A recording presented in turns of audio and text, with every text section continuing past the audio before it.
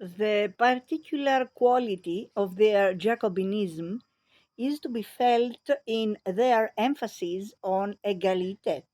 Equality is too negative a term in its usual English connotations for the sharp positive doctrines as to the erasure of all distinctions of status which informed their proceedings.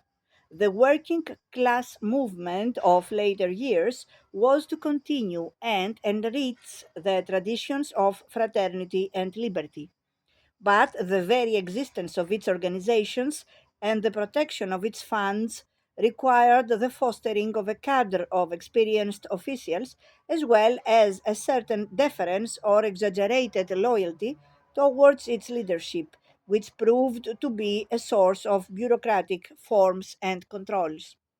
The English Jacobins of the 1790s initiated quite different traditions.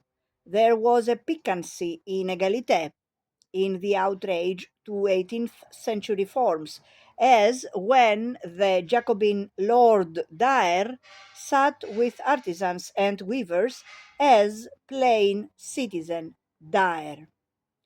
It is unnecessary to stress the evident importance of other aspects of the Jacobin tradition, the tradition of self education and of the rational criticism of political and religious institutions, the tradition of conscious republicanism, above all, the tradition of internationalism. It is extraordinary that so brief an agitation should have diffused its ideas into so many corners of Britain.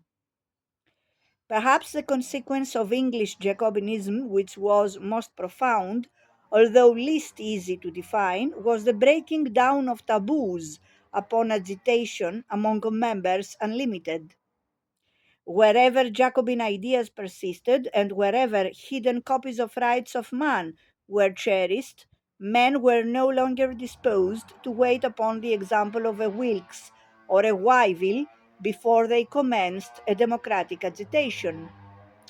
Throughout the war years, there were Thomas Hardys in every town and in many villages throughout England, with a kist or shelf full of radical books, biding their time, putting in a word at the tavern, the chapel, the smithy, the shoemaker's shop, waiting for the movement to revive.